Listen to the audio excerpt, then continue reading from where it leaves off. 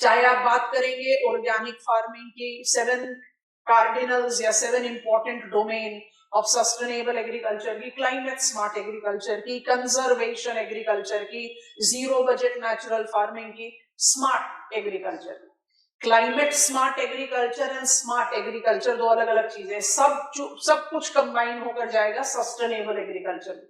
और जो चीज हम बहुत, इसलिए हमने ये सीक्वेंस पिकअप किया, जिस पॉइंट्स को हम बहुत प्रोमिनेंटली एम्फोसाइज करेंगे ड्राई फार्मिंग में, उनका ज्यादा कंपैटिबिलिटी आ जाएगा आपका सस्टेनेबल एग्रीकल्चर से।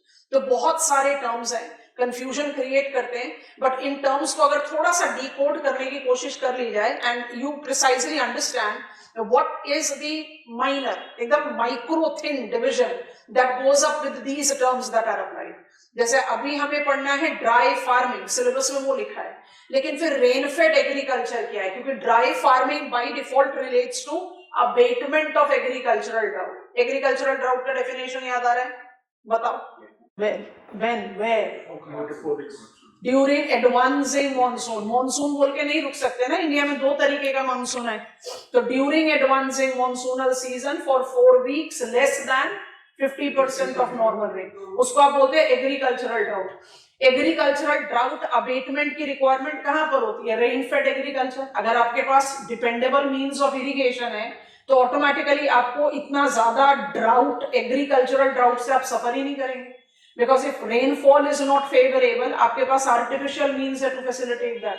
तो ये जो points हैं इनको easy going है, जैसे पिछले कुछ 2-3 सेशन से हमारा चल रहा है, easy going topics है, पर इनका सबसे major problem ये होता है, पहली चीज कि मुझे इसको किस तरह से फॉर्मल फ्रेम ऑफ कंटेंट में डालना है, एंड दूसरा आई कीप कमिंग अक्रॉस नए इंफॉर्मेशन वन बाय वन, कुछ नया practice of agriculture is coming.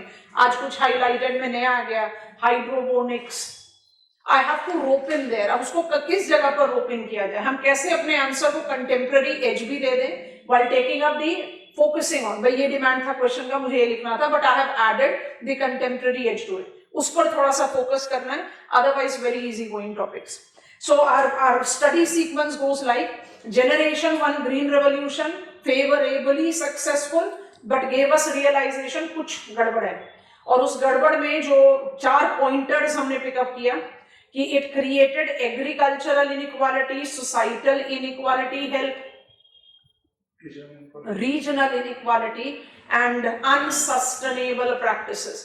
वहीं से ही टर्म आ गया sustainable agriculture is equal to rainbow revolution. Sustainability के साथ हमने 3 टर्म्स हमेशा से आपको बोला है कि एड ऑन करके ही चलो, अपने आप कंसेप्ट ऑफ सस्टेनेबिलिटी बड़े आराम से जस्टिफाई हो जाता है। आप सस्टेनेबल डेवलपमेंट गोल्स बोलते हो तो वहां पर भी तो टर्म सस्टेनेबल है, वहां जेंडर इक्वालिटी भी है, नो पॉवर्टी भी है, जीरो हंगर भी है, क्लाइमेट रेजिलियंस भी है, लाइफ बिलो वाटर भी है, लाइफ ऑन लैंड भी है। तो इसका मतलब क्या है? Sustainable approach is all inclusive, it can not be aloof. हमने अपना approach of so called development which was actually an exploited growth have been कि हमें ये चीज अचीव करनी है एट एनी कॉस्ट, उसी की वजह से सारा एनवायरमेंटल डिग्रेडेशन। तो anything which is diversified, decentralized, help and inclusive will be sustainable, and that logic gave us the understanding of white revolution, blue revolution. I'm purposefully skipping poultry culture, I'm purposefully skipping apiculture, I'm purposefully skipping sericulture, and led to social forestry। क्या नाम दे दिया उसको? Agro forestry और tree based farming, silvipasture culture, in which domain? Crop ecological zonation.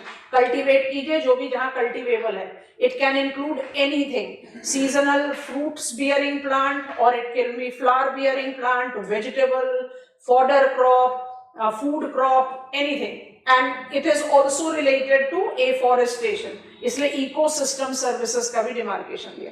अब उसी के आगे बढ़ रहे हैं। Let us begin with dry farming. 1 minute के लिए मैप ऑफ इंडिया ओपन करेंगे आप लोग सब अपने साथ।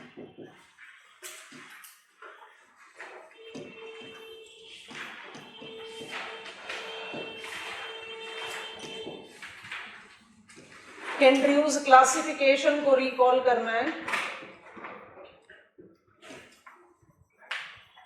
जल्दी से बता दो। केंड्र्यूज क्लासिफिकेशन माने कौन सा क्लासिफिकेशन?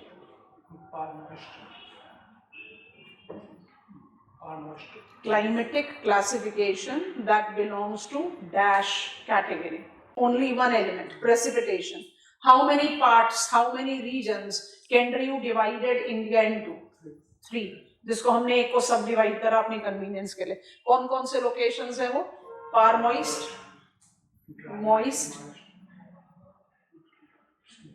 सेमी एरिड, एरिड, ऐसे ही बना है ना. अच्छा ध्यान से देखेंगे. Annual amount of precipitation per moist more than 200 centimeters. Location जल्दी बताओ, जल्दी. Northeastern region, Oceanic Island, Malabar coast.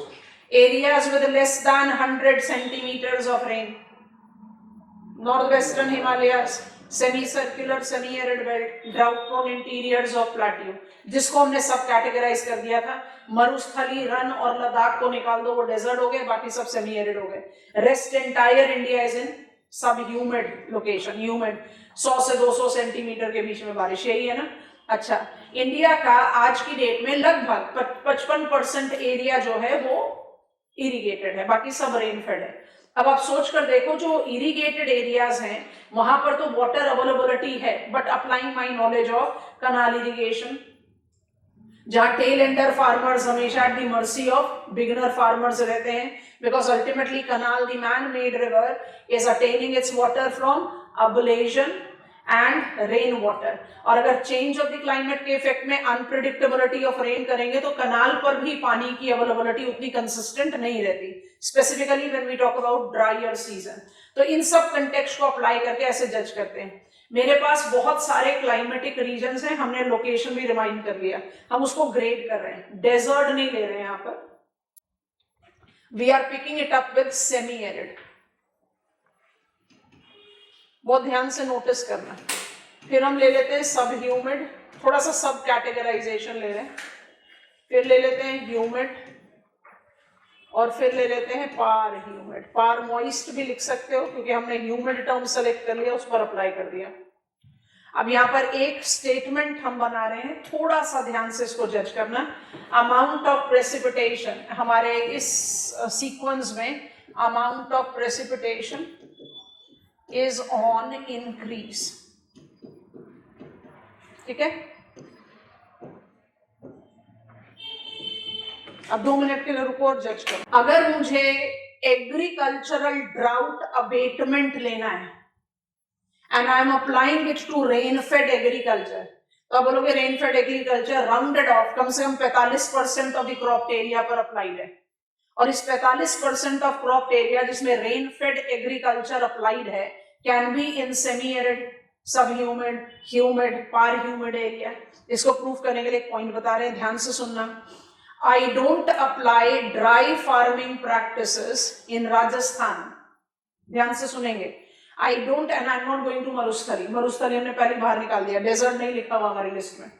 I don't apply dry farming in Rajasthan, but I apply dry farming in Brahmaputra basin. कितना अजीब लगा सुनने में. इसके पीछे का क्या रैशनल है? इसके पीछे का क्या रैशनल है? In Rajasthan I am existing in semi arid location, but I have Indira Gandhi canal. Rain fed नहीं है ना, इरिगेटेड एग्रीकल्चर हो गया ना. I hope you are understanding. And Brahmaputra में प्लीज रिकॉल करेंगे, इरिगेशन की मैग्नीट्यूड भी बहुत कम है, केमिकल फर्टिलाइजर भी बहुत कम है. क्यों? एकदम फ्लशिंग वाटर है, अनप्रेसिडेंटेड हेवी प्रेसिपिटेशन. इसलिए जो vertical growth of agriculture with infrastructural input है उसका डिफ्यूजन बहुत कम है. तो आप असम में ड्राई फार्मिंग प्रैक्टिसेस अप्लाई कर रहे हो. क्यों? Rain fed agriculture. राजस्थान में नहीं कर रहे, हमने पर्पसफुली एकदम एक्सट्रीम केस लिया. राजस्थान में नहीं कर रहे. क्यों? इंदिरा गांधी कनाल कमांड है, इरिगेटेड है. I hope it is comfortable. तो ये जो सारी लिस्ट आपके सामने है डेजर्ट को छोड़कर, इस पूरी लिस्ट में we are talking about dry farming practices being applied. अब ड्राई फार्मिंग तीनों टर्म लिखा है, उसमें एक माइनर डिफरेंस है, उसको हम अप्लाई करते हैं अभी थोड़ी देर में. Dry farming practices are applied if it is rain fed agriculture.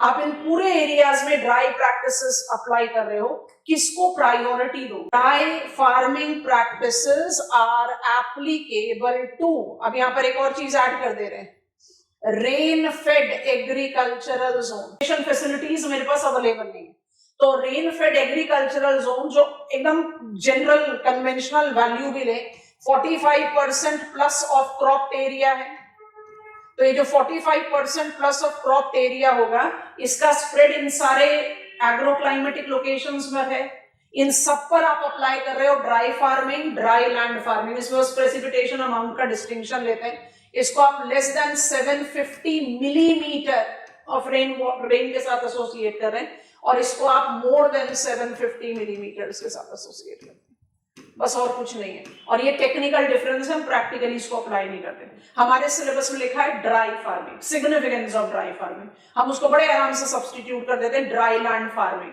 और rain fed agriculture, because where I am practising it, जहां पर इरिगेशन नहीं है। इरिगेशन कहां नहीं है? इन सारे एग्रो क्लाइमेटिक कंडीशंस में पॉसिबल है।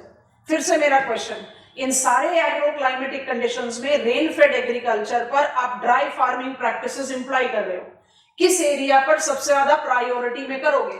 नंबर डाल दे रहे हैं, 1 पर, 2 पर, 3 पर, 4 पर, किस पर करोगे सबसे ज्यादा प्रायोरिटी में और क्यों करोगे?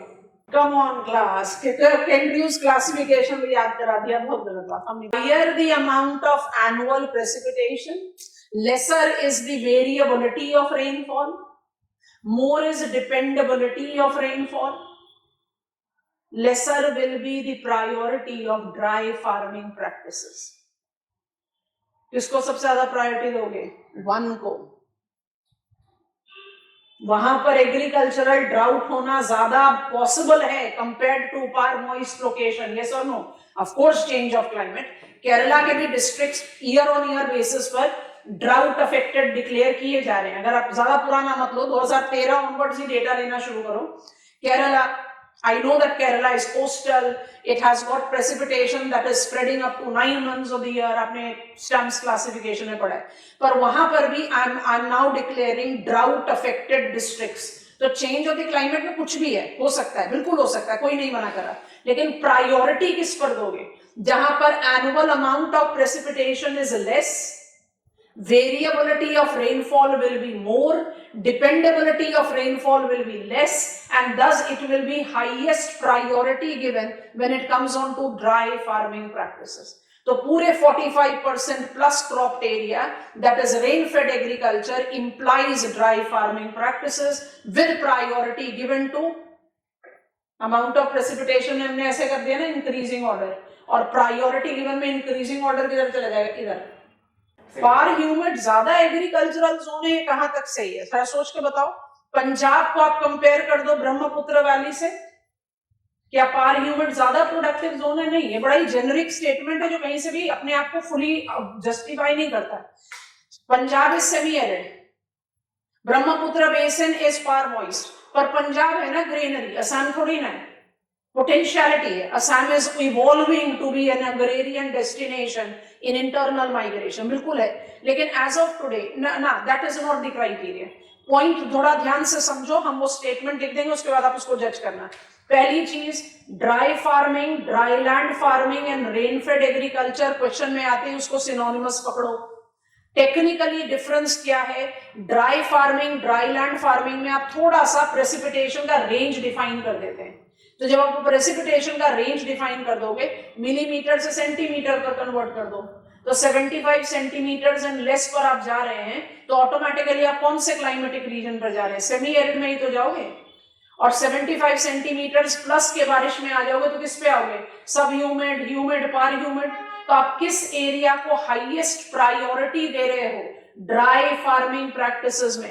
Semi arid. क्यों दे रहे हैं? आई एम राइटिंग इट, अब इसको as it is copy down कर लेना। ऑल ये यहां लिखा हुआ, इसी पर याद कर देते हैं, Y2।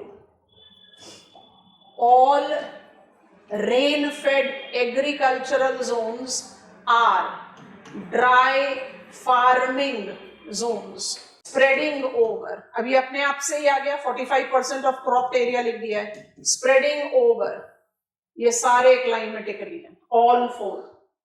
ठीक है, इसी के बाद दूसरा स्टेटमेंट लिख रहे हैं, lesser amount of precipitation increases precipitation variability, thus decreases precipitation dependability. Thus, बहुत इंपॉर्टेंट स्टेटमेंट है. Thus, dry farming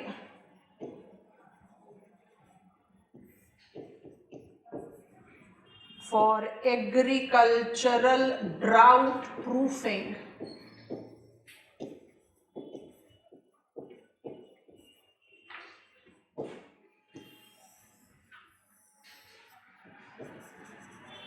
has highest priority area. Help करो स्टेटमेंट कंप्लीट करने के लिए. Has highest priority area. Semi arid. शाबाश. इसको लिखते हुए थोड़ा सा अपने दिमाग में इसको स्टिक करो, ज्यादा मुश्किल नहीं है. थोड़ा सा प्ले ऑफ वर्ड्स आ जाता है, इसलिए ऐसा लगता है कंफ्यूजन है. कंफ्यूजिंग नहीं है. बहुत ऑफिशियल है ये, तो इसको भी डिमार्केट कर ही लेते हैं. ये हमारा जो डेफिनेशन आया है, वैल्यू ऑफ प्रेसिपिटेशन आया है, जल शक्ति मंत्रालय plus ministry of agriculture and farmers welfare. पहले लिख लो, फिर हम आगे बढ़ते हैं. सिर्फ लिखो नहीं, समझ भी गए तो फिर गो हेड दे देना. बहुत कन्वेंशनल टॉपिक है, कुछ मेजर नया एडिशन नहीं है, बट कंटेंट बिल्डिंग के लिए आप definitely for the next step of our learning वहां से पिकअप कर सकते हैं. Dry farming practices for semi arid location, dry land farming practices for sub humid, humid, per humid location actually stand synonymous to rain fed agricultural zone. Pen drop करेंगे आप please. अब जो हम रिपीट करें उसको ध्यान से सुनेंगे. Everything that you have written I am repeating. Drop your pen. जहां रेफर करने का मन करा वहां करो. अब आपके रजिस्टर पर भी लिखा है, बोर्ड पर भी लिखा है, जहां दिख रहा है वहां देखो. What is rain fed agriculture? It is applied to areas where there is absence of availability of irrigation means or absence of availability of dependable irrigation means. कोई भी रेफरेंस ले. रफली कितना 45% of crop area spread out कहाँ कर रहा है? Multiple agro climatic conditions में, सेमी एरिड से लेकर पार ह्यूमिड तक. अब ड्राई फार्मिंग और ड्राई लैंड फार्मिंग में क्या टेक्निकल, लैब में बैठकर डिस्टिंक्शन ले लेते हैं. तो ड्राई फार्मिंग को आप अप्लाई कर रहे हो लेस देन 750 mm से कम बारिश में, और मोर देन 750 mm पर आप बाकी को ले लो. तो dry farming is with semi arid, और बाकी सबको आप सब ह्यूमिड, ह्यूमिड, पार ह्यूमिड पर डाल दीजिए. आप इस कल्चर को किसके साथ रिलेट कर रहे हैं? Rain fed agriculture. तो आपका टारगेट क्या है? Agricultural drought abatement. Because Indian agriculture आज भी कोई एग्जैजरेशन तो है नहीं, is dominantly crop culture, let it not be all crop culture. In that context, we are willing to minimize vulnerability of the crop yield and thus vulnerability of engaged farmer by minimizing the impact of agricultural drought. तो minimizing the impact of agricultural drought के लिए हम क्या कर रहे हैं? We are generating those practices, अब हम वहां लेकर जाएंगे, which ensures कि आपका प्रेसिपिटेशन फ्लक्चुएशंस इतना मेजर इंपैक्ट तो जरूर ही डालेगा, बट इतना मेजर इंपैक्ट ना डाले आपके क्रॉप पर. अब इसके पीछे की जो रैशनैलिटी है as geographers we should not miss, वो यहाँ पर आपके सामने लिखा. ये सारे 45% areas of crop location which is spreading over multiple agro climatic condition, सब पर dry land farming practices applicable है. पर्पसफुली ये टर्म ले रहे हैं क्योंकि ये थोड़ा सा ज्यादा marks its presence with bigger range of the location. ये सारे पर अप्लाई हो रहा है, बट हमारी सबसे ज्यादा प्रायोरिटी सेमी एरिड लोकेशन पर जाती है, क्योंकि सेमी एरिड लोकेशन वो लोकेशन है जहां एनुअल अमाउंट ऑफ प्रेसिपिटेशन सबसे कम है. जब प्रेसिपिटेशन अमाउंट कम होता है तो वेरिएबिलिटी माने ईयर ऑन ईयर बेसिस पे फ्लक्चुएशंस ऑफ द प्रेसिपिटेशन ज्यादा होता है, तो रेन की डिपेंडेबिलिटी कम होती है, क्रॉप फेलियर की चांसेस ज्यादा होती है. तो मेरी प्रायोरिटी एरिया सेमी एरिड है, but I am applying it to all. rain-fed zone of the country. I think it is comfortable. What are dry land farming practices? What are dry farming practices? बहुत easy तरीका है समझने का. Next slide. Syllabus में dry farming लिखा है, इसलिए insist करें कि हम इसी term को use करें. Otherwise हमने आपको समझा दिया तीनों terms synonymous हैं. कोई भी term आएगा आपको more or less same answer लिखना है. Dry farming practices includes land management,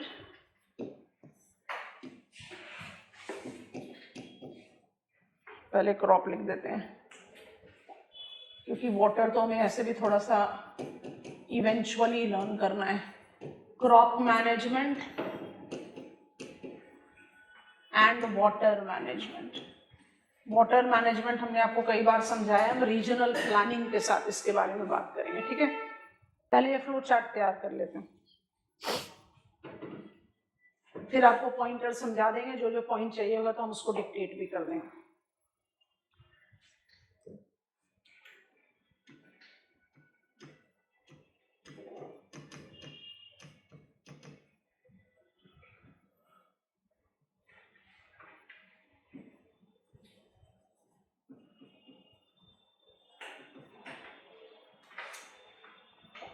दोनों चीजें सब्स्टिट्यूशन में जाएंगी, इसलिए बोल्ड हेड इस तरह से कर दिया.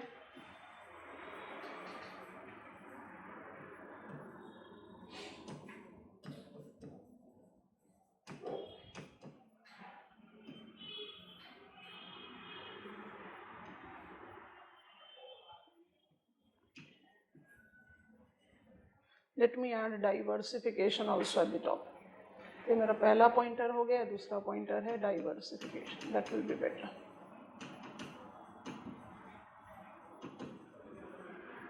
रिटेन करने में भी आसान रहेगा. अब लिखते हैं on farm and off farm. आप लोगों को मदद करानी पड़ेगी हमारी. इससे आसान तरीके से ड्राई फार्मिंग नहीं समझ सकते. वाटर रिसोर्स मैनेजमेंट एक बहुत बड़ा टॉपिक है हमारे सिलेबस का, और उसका जो जिसको कहते हैं ना A to Z पूरा coverage, when we talk about flood, drought abatement, desert development, उसके साथ फिट इन होता है. बट यहाँ पर उसको डिले नहीं कर सकते. अदरवाइज हमने रिसोर्सेज में आपको बोला पॉइंट 1 आप क्या पढ़ चुके हैं, रेन डिस्ट्रीब्यूशन. पॉइंट 2 आप क्या पढ़ चुके हैं, ड्रेनेज. तो आपको ऑलरेडी नॉलेज है कि इंडिया में वाटर रिसोर्स का क्या डिस्ट्रीब्यूशन है. लेकिन and now we are aware of means of irrigation also, तो थोड़ा सा और इन्फॉर्मेशन है. बट वाटर रिसोर्स मैनेजमेंट को आपने बहुत सारे स्केल में डिवाइड आउट करना है, तो उसको हम रीजनल प्लानिंग के साथ ही पढ़ते हैं. बट यहाँ पर डिले नहीं कर सकते. थोड़ा सा सोच कर देखते हैं. ड्राई लैंड फार्मिंग प्रैक्टिसेस और dry farming practices are associated with rain fed agriculture. मेरा स्ट्रेट फॉरवर्ड टारगेट है agricultural drought abatement. Agricultural drought की डेफिनेशन आपको नहीं लिख पाई है क्योंकि आप ऑलरेडी जानते हैं, वो लिखना बहुत जरूरी होगा आंसर में. Agricultural drought abatement by default focuses on crop culture as agriculture. Do you agree to this? Agricultural drought abatement, अगर आप इसके बारे में बात कर रहे हो तो एग्रीकल्चरल ड्राउट को आप by default agriculture as crop culture से ही तो रिलेट कर रहे हैं. कम ऑन, लाइव स्टॉक है, 50% से कम बारिश हुई पूरे 4 हफ्ते तक लगातार, तो आपके शीप, गोट, पोल्ट्री या काऊ और बफेलो के यील्ड में थोड़ी ना इमीडिएट फर्क पड़ जाएगा. किस पर फर्क पड़ेगा? क्रॉप पर. तो जब आप रेन फेड एग्रीकल्चर या एग्रीकल्चरल ड्राउट प्रूफिंग की बात कर रहे हो, तो आप कौन से कॉन्स्टिट्यूएंट ऑफ एग्रीकल्चर की बात कर रहे हो? क्रॉप्स की बात कर रहे हो.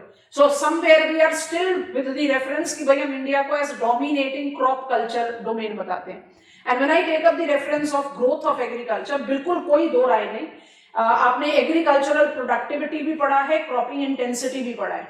हमने मैक्सिमम ऑफ एरिया जो रेन फेड है उसको डाला था मॉडरेट लेवल पर, फ्रिंजिंग नियर कंट्रीज एवरेज, चाहे वो एग्रीकल्चरल प्रोडक्टिविटी है चाहे वो क्रॉपिंग इंटेंसिटी. ऐसा क्यों?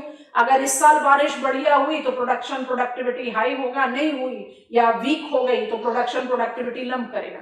बिल्कुल कोई इसमें दो राय नहीं कि rain fed agricultural zone has also shown improvement in crop diversification, in production productivity levels enhancement, no denial there, but it has always left behind the areas that are irrigated.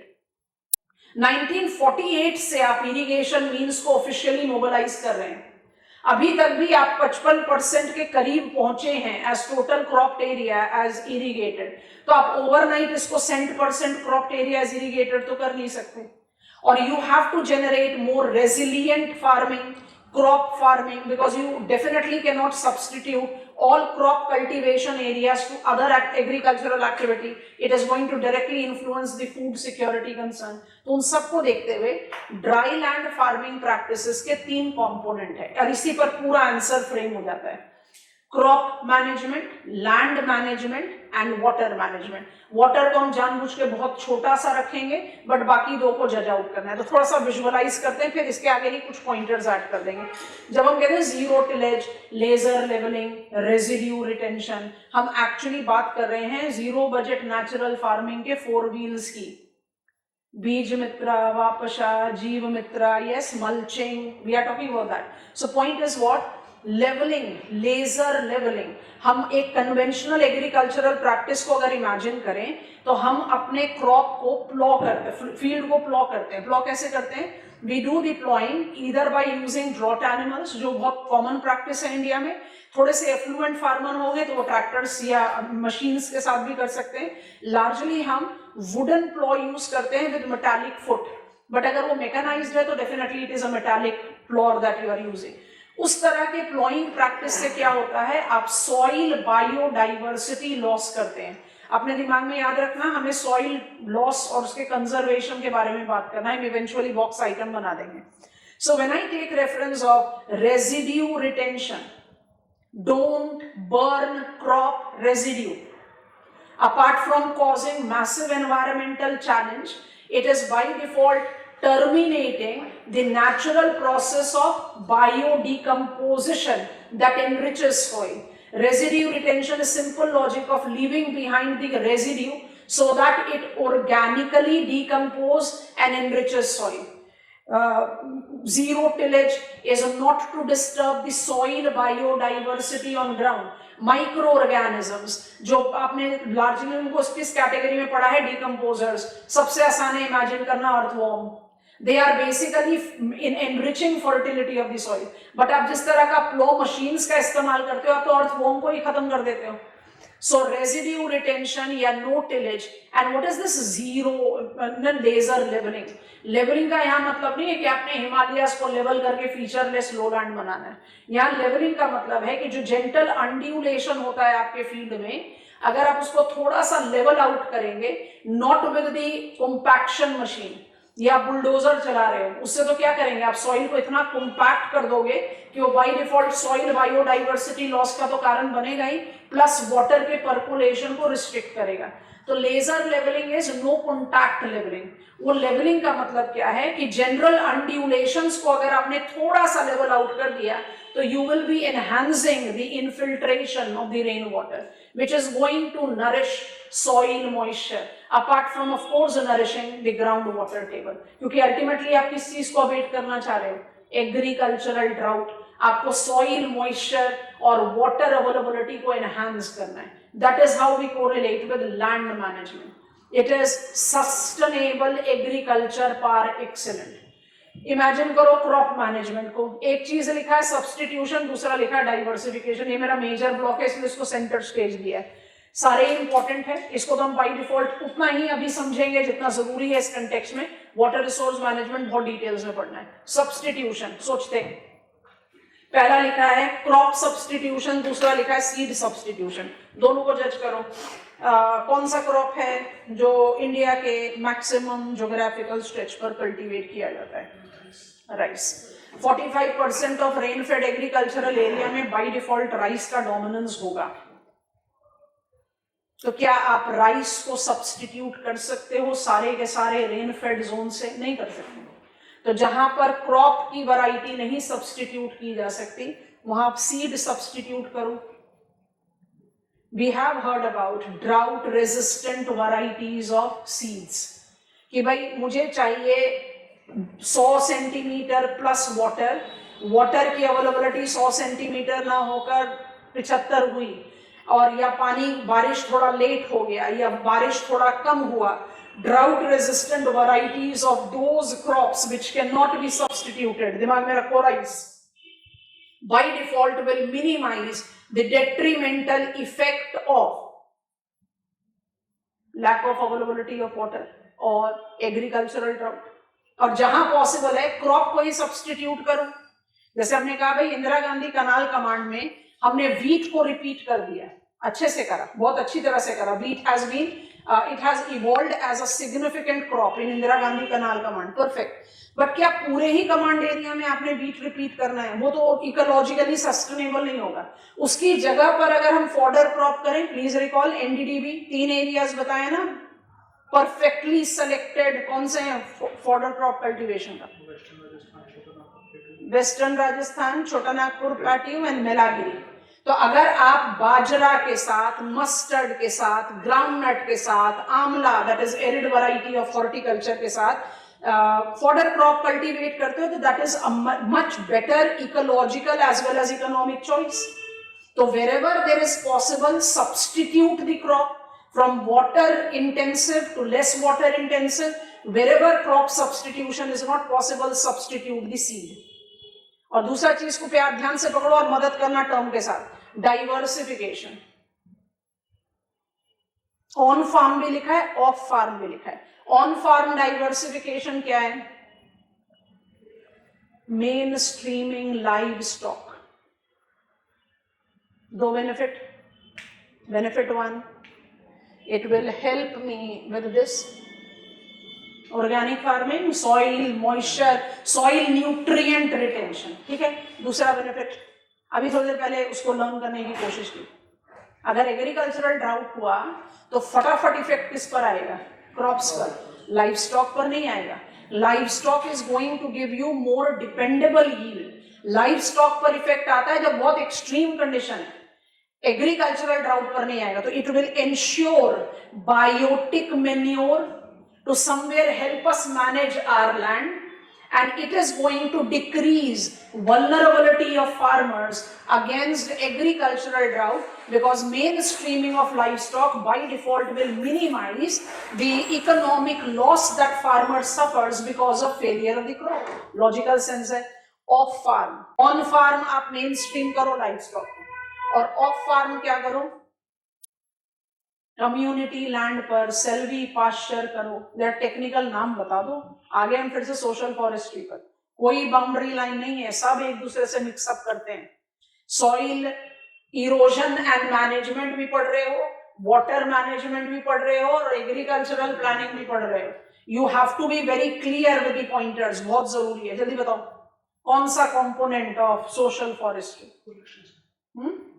शाबाश, rural extension. जहां पर आपके पास अपना खेत है तो cultivate कीजिए, common land पर जाकर आप क्या कल्टीवेट करो? अब आप सोच कर देखो, अगर हमने कल्टीवेट किया, हमने कुछ एग्जांपल्स आपको एग्रो फॉरेस्ट्री में ऑलरेडी लिखवाए हुए हैं, हम यहीं पर ही पॉइंटर्स को एनलार्ज करें। ऑन फार्म को किसके साथ किया अभी थोड़ी देर में लिख रहे हैं, पहले ऑफ फार्म का लिख दे रहे हैं। ऑफ फार्म क्या जा रहा है?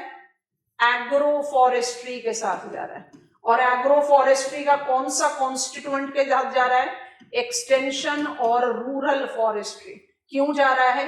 अगर आप कल्टीवेट करते हो महुआ, अगर आप कल्टीवेट करते हो स्वीट शोरगम, थोड़ा ध्यान से देखना, सक्सेसफुल एग्जांपल्स हैं इसलिए इनको ले रहे हैं, या यू आर टेकिंग जात रोपा, प्रूवन सोर्स है। अच्छा, हम क्या कर रहे हैं? महुआ और स्वीट शोरगम या जात रोपा, आपको बस ये काम करना है कि आप इतनी एफर्ट्स ले लो कि आप सीड सो करके आ जाओ। अब हीट वेव हो, कोल्ड वेव हो, फ्लड हो, ड्राउट हो, कुछ भी हो, they by default will grow. Why?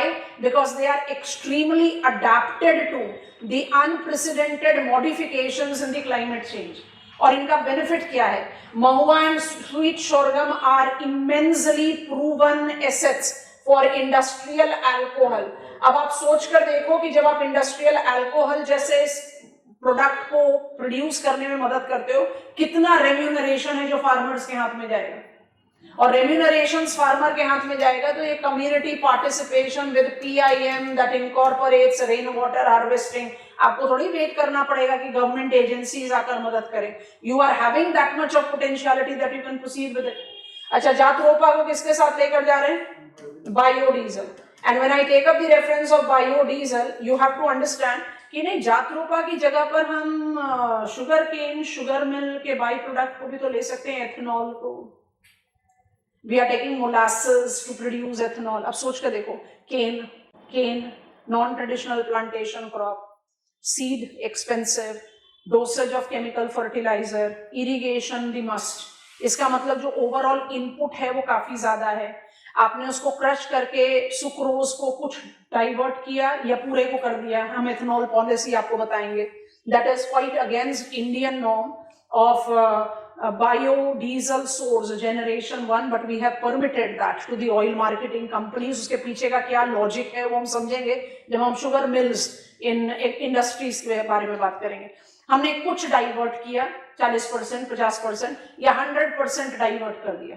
मान लीजिए कि हमने 100% भी डाइवर्ट किया, तो भी molasses is much more expensive in stock, feed stock for the production of biodiesel compared to जात रोपा। I hope you are understanding। अब यहाँ पर आप biodiesel का source provide करोगे, is it not going to increase your income level by default?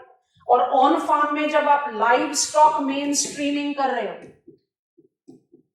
mainstreaming का मतलब समझ में आ गया ना, converting agriculture from being a crop culture to mixed farming, तो it will not just facilitate ये वाला component, I'll be essentially correlated with what? Residue retention, organic farming को facilitate करोगे। Recall करें ICAR, recall करें fertilizer का study, recall करें we are having परंपरागत कृषि विकास योजना, because organic carbon की deficiency बहुत major loss create कर रही है soil को। चीजों के बीच में बाउंड्री लाइन बनाना बहुत मुश्किल है, इसलिए कंटेंट क्रिएट करना चैलेंजिंग होता है। यहाँ पर मेन स्ट्रीमिंग लाइव स्टॉक सिर्फ इसको नहीं करेगा, ऑर्गेनिक कार्बन को नहीं सिर्फ फैसिलिटेट करेगा, ये और किस चीज को फैसिलिटेट करेगा? Dependable yield to the farmers. I hope you are understanding. यही आपका सॉइल मैनेजमेंट पर चला जाता है, ये आपका वाटर मैनेजमेंट पर चला जाता है, और ये एग्रीकल्चरल डाइवर्सिफिकेशन पर चला जाता है। तो dry farming actually is wholesome towards sustainable agriculture. लिखो पहले जो जो कुछ लिखना है, फिर आपको जहां पर पॉइंटर्स की रिक्वायरमेंट है मैं बताओ, हम पॉइंट्स बना देंगे, अदरवाइज हमने लगभग सब कुछ लिखा। Best way to create answer for dry land farming practices, dry land farming practices और rain fed agriculture development programme is nothing but agriculture development programme in India wherein we are targeting agricultural drought abatement। ध्यान से सोचो, क्या सिर्फ हम agricultural drought abetment को ही focus कर रहे हैं? नहीं, हम सस्टेनेबल एग्रीकल्चर को। लिखो, स्टार मार्क करके लिखो। Laser levelling is the practice of smoothing the land surface, is the practice of smoothing the land surface from its average elevation with certain degrees of desired slope. Break the statement and write, it facilitates favorable percolation or infiltration of rainwater, replenishing soil moisture and groundwater table। ठीक हो गया? इस column में तो कोई requirement नहीं है, बहुत क्लियर है। क्रॉप मैनेजमेंट में क्या है? आपने लैंड मैनेज कर लिया, क्रॉप मैनेज कर लिया, तो आपकी वाटर डिपेंडेंसी अपने आप ही कम हो गई। पर वाटर मैनेजमेंट भी अच्छा, इसी में देखो laser levelling is also facilitating water management. Substituting crops that are more water intensive to less water intensive is also water management। yes or no? agricultural drought abatement के लिए आपको ultimately क्या करना पड़ेगा? you have to reduce your dependency on water। Box item बनाने का time आ गया, जल्दी से बॉक्स आइटम बनाएंगे। soil challenges in India and conservation efforts। सारा इंफॉर्मेशन रिपीटेड है, बॉक्स आइटम बना लीजिए, बेस्ट टाइम टू लर्न। बिल्कुल ऑफिशियल जा रहे हैं, फिर हम रेपिटेशन मोड पर आएंगे, फिर आगे बढ़े। ठीक है, point 1, the global soil biodiversity Atlas and ICAR identifies 8 different stresses soil is subjected to. Living Planet report of WWF, the biennial report, relates to soil biodiversity atlas, which places India at one of the highest risks. Next, identified stresses includes, list kar lo, identified stresses includes 1. Change of the climate, 2. desertification, 3. physical loss of soil, that is soil erosion, 4. fire, 5. intensive agriculture, इसी का ही extension है but अलग count किया जाता तो हम भी अलग ही लिख रहे हैं. Next, that is number 6, pollution and overloading. Number 7, overgraze. And number 8, loss of biodiversity in and above ground. हमने जानबूझ के क्लाइमेट चेंज और डेजर्टिफिकेशन को टॉप 2 में रखा है, वो बहुत इलाबोरेटली स्टडीड है, उनको साइड में हटा दो. क्लाइमेट चेंज एंड डेजर्टिफिकेशन होने के बाद जो नेक्स्ट लिखा वो लिखा सॉइल इरोजन. नॉर्मली हम सॉइल इरोजन को किसके साथ रिलेट करते हैं? भाई हिमाचल प्रदेश और उत्तराखंड में सॉइल इरोड हो गए.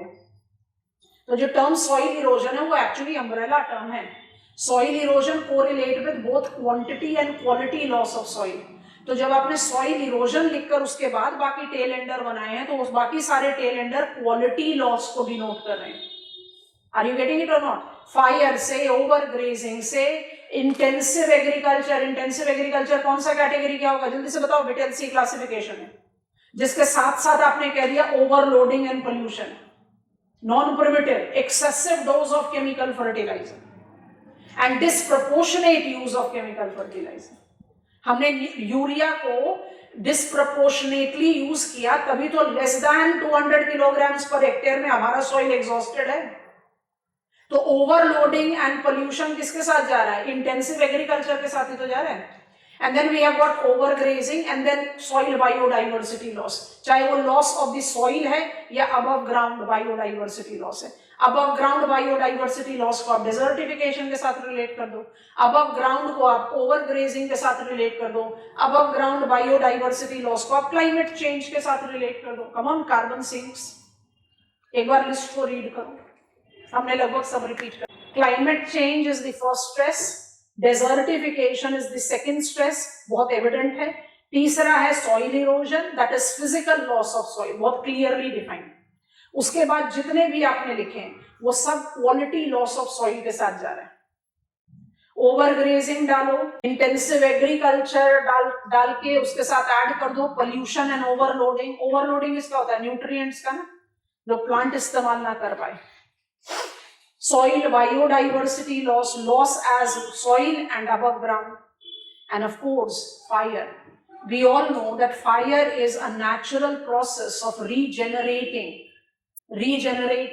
by terminating unwanted plants in the climax community. But वो जो natural sequence होता है ना, वो slow है और वो फेवरेबली रीजेनरेट करता है. जिस तरह से हम बैक टू बैक एग्रीकल्चर के चक्कर में क्या कर रहे हैं, हम क्या करते हैं, जो क्रॉप रेजिड्यू है फटाफट जला देते हैं ताकि हम क्विकली अपने सॉइल को नेक्स्ट साइकिल ऑफ कल्टीवेशन में डाल दें.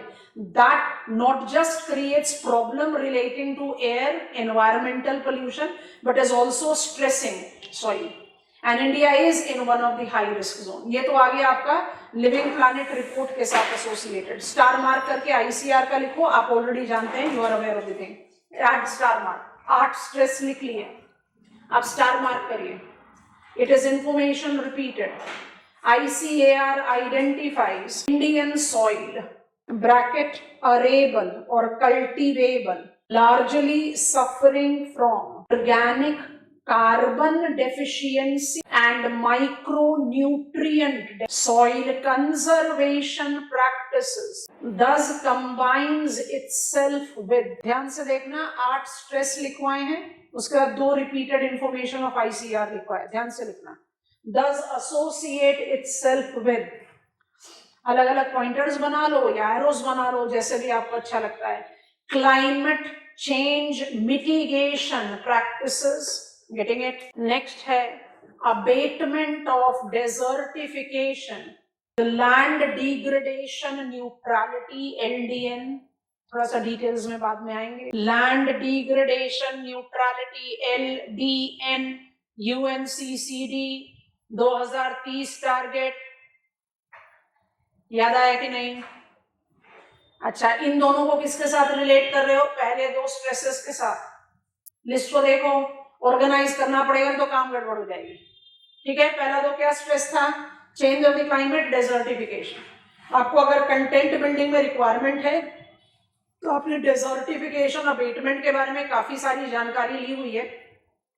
इंडियन कंटेक्स्ट में थोड़ा सा डिटेल करेंगे जब लैंड रिसोर्स मैनेजमेंट पर एग्रीकल्चर को खत्म करेंगे, ठीक है? अदरवाइज इससे ज्यादा ऐसे भी लिखा नहीं जाएगा। Climate change mitigation and adaptation सारे attempt by default change of climate leading to soil stress को कंट्रोल करेगा ही, तो ये तो बाय डिफॉल्ट अप्लाई हो गए। अब मेरे पास बच रहे हैं 6 स्ट्रेसेस। इन 6 स्ट्रेसेस में जो नेक्स्ट स्ट्रेस है वो क्या है? सॉइल इरोजन, जिसको हमने किसके साथ एसोसिएट किया था? सॉइल इरोजन को हमने कैसे डिकोड किया? Physical loss of soil. तो प्लीज रिकॉल कर ले social forest. Physical loss of soil can be along natural levees, physical loss of soil can be along the banks of the canal, physical loss of the soil can be in any upslope area because of unprecedented landslip, landslide, solifluction. I hope you are taking it. Combine कर दो, कौन सा conservation practice apply करोगे? Agro forestry as afforestation joint forest management guidelines. Add on, next point, conservation, agroforestry, because now we are using this term more than social forestry. Agroforestry bracket joint forest management guidelines as afforestation programs, as afforestation program to minimize और control physical loss of soil. पकड़ में आ रहा है कि नहीं? हमने soil को यहाँ क्यों छोड़ा था, मेरे ख्याल से आप लोगों को समझ में आ रहा है। हम बात कर रहे हैं stresses that Indian soil incorporate. हमने कहा क्लाइमेट चेंज एंड डेजर्टिफिकेशन। हम जानबूझकर इसको इस तरह से ऑर्गेनाइज कर रहे हैं, हमने आपको इसी तरह से डिक्टेट करवाया है। फिर हमने ऐड किया सॉइल इरोजन, जिसको हमने आपको कहा प्लीज इसको रीड करो as physical loss of soil. ठीक है, अब इसके बाद जितने बाकी स्ट्रेसेस हैं, मदद कर देना जल्दी जल्दी से। इसके बाद जितने स्ट्रेसेस हैं, फायर को ले लिया, ओवर ग्रेजिंग को ले लिया, मदद करो, इंटेंसिव एग्रीकल्चर को ले लिया, क्योंकि हमने 8 स्ट्रेस लिखने हैं तो 8 ही काउंट करके लिखे, कंबाइन डेफिनेटली कर सकते हैं। इंटेंसिव एग्रीकल्चर किसके साथ जाता है? Pollution and overloading. ओवरलोडिंग क्या है? Overloading of nutrients. पोल्यूशन क्यों लेते हैं? यूट्रोफिकेशन हो सकता है ना उसके पॉइंट पर। आगे बढ़ो। And we are having overgrazing लिख दिया, loss of biodiversity, loss of biodiversity either soil और अबव ग्राउंड, दोनों। ठीक है, इसका हमारा क्या अबेटमेंट है? सारा climate change mitigation and adaptation. तो climate change mitigation and adaptation मेरा सॉइल कंजर्वेशन स्ट्रैटेजी का हिस्सा होना ही चाहिए अगर सॉइल स्ट्रेस है तो। डेजर्टिफिकेशन को आप को रिलेट करते हो लैंड डिग्रेडेशन न्यूट्रलिटी के साथ। Abating desertification, termination of biotic potential. अच्छा, यहीं पर ही 1 मिनट रुक कर देखो, डेजर्टिफिकेशन के पीछे सॉइल इरोजन भी तो है। जब आप फिजिकल लॉस ऑफ सॉइल कर दोगे तो आप एक लैंड को डेजर्टिफाई तो करोगे। तो कोई भी चीज ना वाटर टाइट कंपार्टमेंट नहीं है, इसलिए क्या होता है कि हमारा आंसर जो है ना बिल्कुल बीटिंग अराउंड द बुश, हमें पता ही नहीं चलता कि हम वो एक ही चीज को बार बार लिखे जा रहे हैं। इसलिए बहुत जरूरी है कि इसको ऑर्गेनाइज किया जाए। तो लैंड डिग्रेडेशन न्यूट्रलिटी आ गया। इंडिया रैटिफाइज CBD, इंडिया रैटिफाइज UNCCD का लैंड डिग्रेडेशन न्यूट्रलिटी। तो ग्लोबल स्टडी से आप इसको ले सकते हो। सॉइल इरोजन को हमने एफॉरेस्टेशन के साथ एसोसिएट किया। एफॉरेस्टेशन लिया तो बस अपने आप को रिमाइंड करा दिया, जॉइंट फॉरेस्ट मैनेजमेंट गाइडलाइंस में सोशल फॉरेस्ट्री या एग्रो फॉरेस्ट्री आज की डेट में क्रॉप इकोलॉजिकल जोनेशन, के हिसाब से सेलेक्ट करती है, जहां पर जो चीज पॉसिबल हो कल्टीवेट करो। मैनग्रोव है तो मैनग्रोव, मॉइस्ट एवरग्रीन है तो मॉइस्ट एवरग्रीन, सेमी एवरग्रीन है तो सेमी एवरग्रीन, ड्राई डेसिडुअस है तो ड्राई डेसिडुअस, कोनीफरस है तो coniferous, in all the possibility minimizing physical loss of soil. ठीक है, अब ये सब जा रहा है क्वालिटी लॉस ऑफ सॉइल के साथ। इसके साथ दो और चीजें ऐड कर दो। ये तो लिविंग प्लैनेट रिपोर्ट का आ गया ना, उसके बाद हमने आईसीआर का दो ऐड किया, बताइए जल्दी से। वो तो आप डिटेल्स में पढ़ चुके हो ना, वो कौन सा है? I am lacking in micronutrients and I am lacking in organic carbon. ठीक है ना, ये भी तो स्ट्रेस ही हो गया, ये भी क्वालिटी लॉस के साथ ही रिलेट कर रहा है। अब इन सब को अबेट करने के लिए, एक मिनट हम बैक स्लाइड पर जा रहे हैं, क्या ये एप्लीकेबल रहेंगे? क्या ये एप्लीकेबल रहेगा? ये है कनेक्टिविटी, इस कनेक्टिविटी को आपने पिकअप करना है। I am writing it here. इसके साथ आप क्या लेकर जाओगे? Dry farming practices, organic farming. अब यहीं से हमारा स्टडी आगे बढ़ेगा। ऑर्गेनिक फार्मिंग के भी 3 कॉन्स्टिट्यूएंट है, pure organic farming, integrated farming and integrated farming system. जब आप प्योर ऑर्गेनिक फार्मिंग करते हो तो जीरो बजट नेचुरल फार्मिंग यहीं पर ही ज्वाइन हो जाता है। लिखे जाओ हमारे साथ, यहां तक हमने आपको डिक्टेट करा दिया है। जब आप जीरो बजट नेचुरल फार्मिंग बोल रहे हो तो आप ऑर्गेनिक फार्मिंग की बात कर रहे हैं, लेकिन जीरो बजट नेचुरल फार्मिंग सिर्फ one dimension of organic farming को केटर करता है। ऑर्गेनिक फार्मिंग के 2 अलग कॉन्स्टिट्यूएंट्स भी हैं। That is also very important for us to learn. It also relates to, ये हम कर चुके हैं, अब यहां हम जाएंगे। It also relates to smart, climate smart,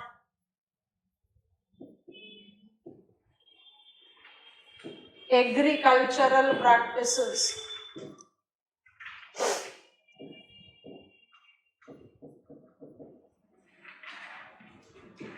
यहीं पर ही आप ऐड कर सकते हो, but I will better be clubbing it up. ये सारी चीजें हमें पढ़नी है। हम इसको डॉट की जगह नंबर दे दें, that will be better thing, ताकि हम किसी भी चीज को मिस आउट ना करें। Dry farming practices, organic farming, smart agriculture, climate smart agriculture, और इन्हीं को एक साथ जोड़ जाड़ दो, ये अपने आप ही बन जाता है 5वां, या basically incorporating all of them, sustainable agriculture. क्योंकि सिलेबस की कंपल्शन है तो हम इसमें एक और एडिशन ऐड कर सकते हैं, क्रॉप इकोलॉजिकल जोनेशन, उसको हम agro ecological zones of India बोलते हैं, वो हम ऐड कर देंगे। या तो फिर आप इसको ऐसे ले लो, 5वां पॉइंट यहाँ ना डाल के, अभी आप ऐसे लिखो, हम वो बाद में ऐड। सस्टेनेबल एग्रीकल्चर को ही कंजर्वेशन एग्रीकल्चर भी बोलते हैं। ये सारे टर्म्स आपके दिमाग में होने चाहिए।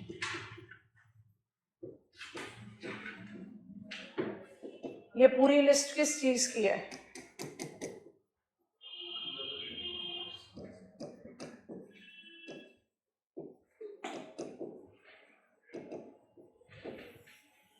और ये सारी लिस्ट सॉइल स्ट्रेस की है। बॉक्स को बंद कर दो लिखने के बाद। ड्राई फार्मिंग पढ़ चुके हैं, अब उसके बाद थोड़ा सा आगे बढ़ जाएंगे। ड्राई फार्मिंग लिखना पड़ेगा तो क्या लिखोगे? Soil conservation, land management, crop management. क्योंकि हम सॉइल कंजर्वेशन में क्या लिखना शुरू कर देते हैं, हम लोग का माइंडसेट क्या रहता है सॉइल कंजर्वेशन में? Contour farming, terrace farming, you know, bunding. आप ये सबको किसके साथ रिलेट करें? आप सिर्फ एक डायमेंशन का आंसर लिख रहे हो, वो क्या है? फिजिकल सॉइल इरोजन को रोकना। जब सॉइल इरोजन के स्ट्रेसेस ही इतने सारे हैं तो डायमेंशन तो सारे ही देने पड़ेंगे। बॉक्स को बंद करना पड़ेगा। हम एग्रीकल्चर पढ़ रहे हैं, उसमें इन बिटवीन हमने सॉइल को ओपन कर दिया है। अब हम रेपिटेशन मोड पर जा रहे हैं बच्चों। उसके बाद फिर हम organic farming, smart agriculture, climate smart agriculture आपको समझाते हैं। And once we are done with that, मेरे लिए बड़ा आराम से काम हो जाता है मैप ऑफ इंडिया में एग्रो इकोलॉजिकल जोन को डायमेंशन देना। तो वो टुवर्ड्स एंड हम अलग से क्रिएट कर लेंगे। इन एनी केस जब आप सॉइल कंजर्वेशन के बारे में लिखेंगे तो आप एग्रो इकोलॉजिकल जोन नहीं लिखते, पर आप उसको बाई डिफॉल्ट कोरिलेट कर सकते हो सस्टेनेबल एग्रीकल्चर के टाइम में। I am on repetition mode. Kindly drop your pen, relax, take deep breath and remind yourself. हम पढ़ रहे हैं एग्रीकल्चरल डाइवर्सिफिकेशन इन इंडिया। अब हम उस लेवल पर पहुंच चुके हैं कि डाइवर्सिफिकेशन के एज हो रहे हैं खत्म, और हम ऐड ऑन कर रहे हैं sustainability of agriculture. And in that perspective we started today with dry farming, dry land farming या rain fed agricultural practices से. Dry farming, dry land farming को टेक्निकली आप डिस्टिंग्विश कर दीजिए, कोई प्रॉब्लम नहीं है. ड्राई फार्मिंग जाता है सेमी एरिड में, ड्राई लैंड फार्मिंग जाएगा सब ह्यूमिड, ह्यूमिड, पार ह्यूमिड में. Clear? Less than 750 mm, more than 750 mm precipitation. लगभग 45% ऑफ इंडियन क्रॉप्ड एरिया, अब ये क्रॉपिंग एग्रीकल्चर के साथ रिलेट कर रहा है, लगभग 45% ऑफ इंडियन क्रॉप्ड एरिया जो है वो रेन फेड है. रेन फेड होने की वजह से क्रॉप की डिपेंडेबिलिटी जो है वो कम है. और इसी वजह से ऐसा बिल्कुल गलत है कहना कि since independence rain fed agriculture ने डेवलपमेंट नहीं दिखाया, बिल्कुल दिखाया. इंडिया को अपना food sufficient and diversified agricultural zone बनने में रेन फेड एग्रीकल्चर का सिग्निफिकेंट रोल है. इसका जो प्रोडक्टिविटी है, इसका जो क्रॉपिंग इंटेंसिटी है वो कंट्रीज एवरेज के साथ मैच कर रहा है. तो ग्रोथ डेफिनेटली हुआ है, but they have proved to be laggard compared to irrigated agricultural region. So dry farming practices is to abate agricultural drought. Abatement of agricultural drought will be applied to all rain-fed agricultural zone. Priority किस पर होगी? जहां पर amount of precipitation सबसे कम है तो वो चला गया सेमी एरिड में. सेमी एरिड एरियाज का जानबूझकर आपको नाम नहीं लिखवाया, आपको पता है सेमी एरिड कहां पर है, इसलिए केंड्रीज का क्लासिफिकेशन शुरू में लिखवा दिया था. जरूरत पड़ती है तो आंसर के बिगिनिंग में कॉर्नर में मैप ऑफ इंडिया बनाकर semi arid, semi circular belt and चारों drought prone interiors of plateau को आराम से आप लेबल कर सकते हैं. When I talk about dry farming practices, dry land farming practices, इसके सिर्फ 3 कंपोनेंट है. Manage the land, manage the crop, automatically there will be management of water. क्योंकि ड्राई फार्मिंग मतलब क्या है? डिक्रीजिंग डिपेंडेंसी ऑन वाटर, ताकि crop की dependability आप बढ़ा सको. तो वाटर पर डिपेंडेबिलिटी रिड्यूस करने के लिए आपने क्या किया? लेजर लेवलिंग, रेजिड्यू रिटेंशन या नो टिलेज. इससे आप क्या कर रहे हो? सॉइल की नेचुरल नरिशमेंट को बचा कर रख रहे हो. आप एग्रीकल्चरल ड्राउट को बहुत फेवरेबली अवेट कर पाओगे. ये सारे प्रैक्टिसेस सॉइल कंजर्वेशन प्रैक्टिसेस के साथ जा रहे हैं, जहां पर आप क्वालिटी लॉस ऑफ सॉइल बोलते हो. क्वालिटी लॉस ऑफ सॉइल कैसे याद रखेंगे? 3 को हटा दो 8 स्ट्रेस में से. नाम बताओ जल्दी से. कौन कोशिश करो. Climate change, desertification and soil erosion. ये 3 को हटा दो. सॉइल स्ट्रेस में बच गए 5 और 2 ऐड कर लो आईसीआर का, तो 7 हो गए. अब याद करते हैं. You are talking about what? Micronutrient deficiency, organic carbon deficiency, fire, overgrazing, intensive agriculture, overloading, pollution and biodiversity. इन सबको ही तो आप अवॉइड कर रहे हो. नो टिलेज, रेजिड्यू रिटेंशन, क्या कर रहे हो आप इन्हीं चीजों को तो अवॉइड कर रहे हैं. I hope you are getting it. So जब आप ड्राई लैंड फार्मिंग प्रैक्टिसेस का लैंड मैनेजमेंट कंपोनेंट ले रहे हो, आप soil conservation, quality management practices को अप्लाई कर रहे हैं. और उसी कंटेक्स्ट में जब आप ऐड कर देते हो number 2, what is that? Crop management. तो क्रॉप मैनेजमेंट क्या है? भाई मेरे को ना वाटर डिपेंडेंट क्रॉप कल्टीवेट नहीं करना, क्योंकि उसका फेलियर पक्का है. तो जहां पर क्रॉप को सब्स्टिट्यूट कर दो, कर सकते हो करो. पर जैसे हमने आपको एग्जांपल बताया, 45% ऑफ रेनफेड एरिया में राइस कल्टीवेशन तो डेफिनेटली है, और आप राइस कल्टीवेशन एरिया को राइस कल्टीवेशन से हटा नहीं सकते, फॉर श्योर नहीं हटा सकते. इसलिए सब्स्टिट्यूशन के 2 डायमेंशन दे दिए. Wherever possible substitute crop, wherever not possible substitute seed. और सीड कौन सा आ जाएगा? ड्राउट रेजिस्टेंट, जो थोड़ा सा पानी का फ्लक्चुएशन या थोड़ा ज्यादा पानी का fluctuation, delay of availability of water को तो हैंडल कर पाए. It is not that sensitive to water availability कि पानी की थोड़ी गड़बड़ हुई और क्रॉप का क्वालिटी एंड क्वांटिटी का लॉस हुआ. That is substitution. फार्मर्स की वल्नरेबिलिटी को बचाने के लिए हम डाइवर्सिफिकेशन को जस्टिफाई कर रहे हैं, पर डाइवर्सिफिकेशन भी तो मुझे सीधा का सीधा सॉइल कंजर्वेशन पर लेकर जा रहा है. क्योंकि डाइवर्सिफिकेशन पे जब आपने कॉमन एरिया में ऑफ फार्म प्रोडक्शन करना शुरू किया, तो आप फिजिकल लॉस ऑफ सॉइल को भी रिड्यूस करते हो, सॉइल बायोडाइवर्सिटी को भी मैनेज करते हो, और जब ऑन फार्म में आप लाइव स्टॉक को मेन स्ट्रीम कर देते हो, तो pollution and overloading due to excessive use of chemical fertilizer को भी कंट्रोल करते हो. ये पकड़ना है आपने इसलिए हमने आपको क्या बताया, जैसे आप कहो soil stresses, climate change, desertification और सॉइल इरोजन को तो अलग से लिख दूं। यहाँ पर सॉइल इरोजन का मतलब आपको समझा दिया, फिजिकल लॉस। उसके बाद जो जितने पॉइंटर्स हैं उन सबको किसके साथ रिलेट कर रहे हो, क्वालिटी लॉस ऑफ सॉइल। तो क्वालिटी लॉस ऑफ सॉइल को हम किस तरह से कंजर्व करने की प्रैक्टिस कर रहे हैं? We are practising laser levelling, we are practising zero tillage. किसको अवेट कर रहे हो? सॉइल बायोडाइवर्सिटी लॉस को। I hope you are understanding. We are mobilizing mainstreaming of livestock on farm. किसको facilitate कर रहे हो? Organic carbon deficiency को. And by default you are facilitating what? You are enhancing on soil fertility in terms of reducing intensive agriculture का detrimental effect. जहाँ पर excessive chemical input आप डाल रहे हैं agriculture में. This is how you are creating the thing. पर dry farming practice खत्म नहीं होगा वाटर मैनेजमेंट के बिना। वाटर मैनेजमेंट बहुत इलाबोरेट है, बट ड्राई फार्मिंग प्रैक्टिस के लिए इतना सफिशिएंट है। वाटर यूज एफिशिएंसी इरिगेशन में आप समझ चुके हैं। We are definitely working towards increasing water use efficiency. Dry land में I can not afford to have 70-80% of diverted canal water getting wasted. Evaporational loss हो जाए, परकोलेशनल लॉस हो जाए, हम अफोर्ड ही नहीं कर सकते। तो हमें वाटर यूज एफिशिएंसी को एनहांस करना है। By default it is there and I need community participation, क्योंकि canal maintenance, canal construction, tubewell maintenance, tank maintenance has to be with participatory domain, because they will maintain and they will use, will be enlarging it later, but dry farming के लिए sufficient है। और तीसरी चीज आपको बताई है rain water harvesting, catch the rain campaign. You have to somewhere intensify the practices of letting rainwater harvested, any case, infiltrated, percolated or artificially generated tanks or natural tanks, so that it can be utilized. इससे दोनों चीजों का solution होता है। Flood और drought India जैसी country में two sides of the same coin है। एक टाइम ऑफ द ईयर, ध्यान से सुनना, एक time of the year we are water surplus, एक time of the year we are water deficit. दूसरा dimension, one part of India is water surplus, one part of India is water deficit. ठीक है? Water resource management is equal to flood and drought abatement has got the punchline statement. Development of capacity to divert water, ध्यान से सुनेंगे, from surplus time and space. Divert water from surplus time, monsoonal, space, northeast, to deficit time and space. Rest of the year, plateau interiors, Rajasthan, क्या हो गया? Water resource management. आप flood भी await कर लोगे, drought भी await कर लोगे।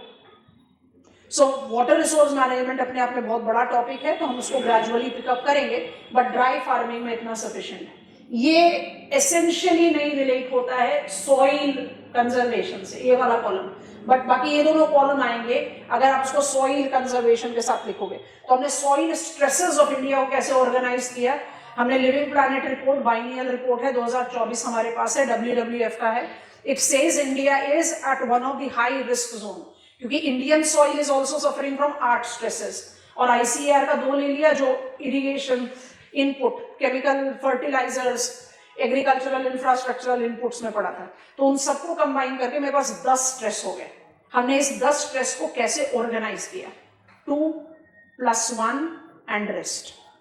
2 कौन सा हुआ? Umbrella, change of the climate है तो सब कुछ में प्रॉब्लम है, डेजर्टिफिकेशन है तो सब में प्रॉब्लम है। डेजर्टिफिकेशन को थोड़ा सा डिटेल अभी बिल्कुल ही टुवर्ड्स कंक्लूजन ऑफ एग्रीकल्चर कर लेंगे, क्योंकि हमें land use change, land degradation, land capability, land reforms, land tenure, land holding सब कुछ पढ़ना है, तो will learn that.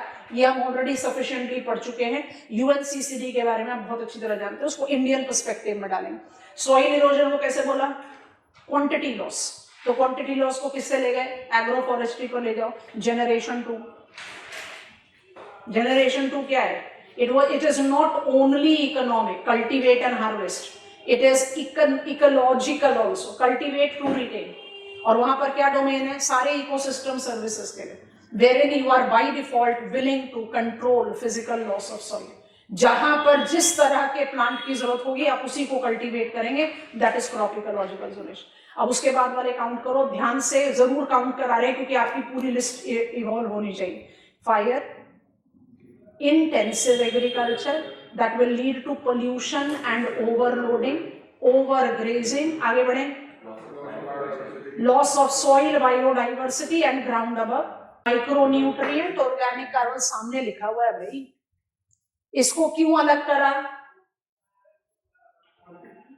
Living planet report, इसको क्यों अलग करा, आईसीआर, बिगिनिंग में लिखवा दिया, दोनों को कंबाइन करके हम स्ट्रेसेस दे रहे हैं। इनका कंजर्वेशन अप्रोच कहां जा रहा है, ड्राई फार्मिंग, ड्राई फार्मिंग के 3 प्रैक्टिसेस, 2 तो आराम से आ जाएंगे यहाँ पर। अब हम आगे बढ़ रहे हैं, बढ़ सकते हैं, पिकअप कर रहे हैं यहाँ से ऑर्गेनिक फार्मिंग, फटाफट से लिखते जाओ। हम आपको जीरो बजट नेचुरल फार्मिंग का एक डायग्राम जरूर ओपन कर देते हैं। ऑर्गेनिक फार्मिंग, ये सब अलग अलग क्वेश्चंस बन सकते हैं। Organic farming, underline put a dash, is defined to be the practice of agriculture that aims at reducing dependency on chemical inputs while sustaining commercial output. Put a dash and write down. It thus forms the practice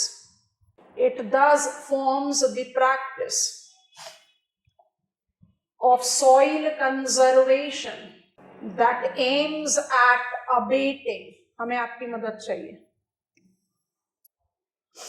that aims at abating, help, quality loss की quantity loss, quality loss के कितने constituent हैं, 5 + 2। Next pointer, organic farming involves 3 types, ABC, or organic farming, integrated farming, and integrated farming system. Brief details. Pure organic farming, underline, put a dash. First pointer, it involves utilization of 100% organic fertilizer and biopesticides. Next pointer, it essentially correlates with zero budget natural farming, which is based on the idea. Break the statement and write. Idea को 2 part में divide कर रहे हैं। 98% of nutrient for photosynthesis derived from air and water. ठीक है, break the statement. दूसरा pointer लिख रहे हैं इसके लिए, and the 2% of nutrient through soil by micro organisms, put a dash and write down, microbial culture. ठीक है, last pointer, ZBNF, zero budget natural farming, involves 4 wheels, Beej Mitra, that is seed treatment, 2 Jeevam Mitra, that is no chemical fertilizer and pesticide, 3 mulching, and 4 Vapasha, that is soil moisture retention, soil moisture / nutrient retention. Soil quality stresses को abate करने के लिए मेरे पास एक conservation technique है dry farming, learn. दूसरा conservation technique है organic farming. अब ऑर्गेनिक फार्मिंग पर अगर क्वेश्चन पूछ ले तो ऑर्गेनिक फार्मिंग के 3 टाइप्स होते हैं, तीनों टाइप्स को जगह देना जरूरी है। अब आप खुद से उसके बाद जज करना कि कौन सा सबसे ज्यादा फेवरेबल है, कमर्शियली भी और इकोलॉजिकली भी। पहला टाइप को कहते हैं pure organic farming. Pure organic farming क्या हुआ, बेस्ट पिकअप हो गया जीरो बजट नेचुरल फार्मिंग से। Nothing is coming as artificial support, सब कुछ नेचुरल। जो जीरो बजट नेचुरल फार्मिंग है वो बेस्ट टॉर्च बियरर है for me to understand pure organic farming. 100% dependency on biofertilizer and biopesticides. Zero usage of chemical. Zero budget natural farming का gist भी वही है कि मुझे फोटोसिंथेसिस के लिए जो न्यूट्रिएंट चाहिए, एक मिनट दो, 98% न्यूट्रिएंट हम अवेल करेंगे वाटर और एयर से, और जो बचा हुआ 2% है वो मेंटेन करेंगे सॉइल से. सॉइल से कैसे करेंगे? क्योंकि आप सॉइल की बायोडाइवर्सिटी को रिटेन कर रहे हो. I think you are getting on the hint.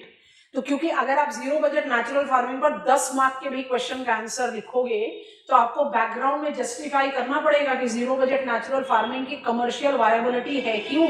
क्योंकि we are suffering from immense diversity of soil challenges. तो इस तरह का इंटीग्रेशन मुझे कंटेंट बिल्डिंग में और लॉजिकल आंसर, जहां आप एग्जामिनर को कन्विंस कर पाते हो that I have comprehended the things rather than just picking them as say different pointers gathered somewhere. Zero budget natural farming को आप 4 व्हील्स के साथ रिलेट करते हैं. Terms are to be applied with the meaning, तो हमने कर लिया. बीज मित्रा, जीवम मित्रा. जीवम मित्रा क्या कह रहा है? जीवम, you are trying to nourish the soil biodiversity.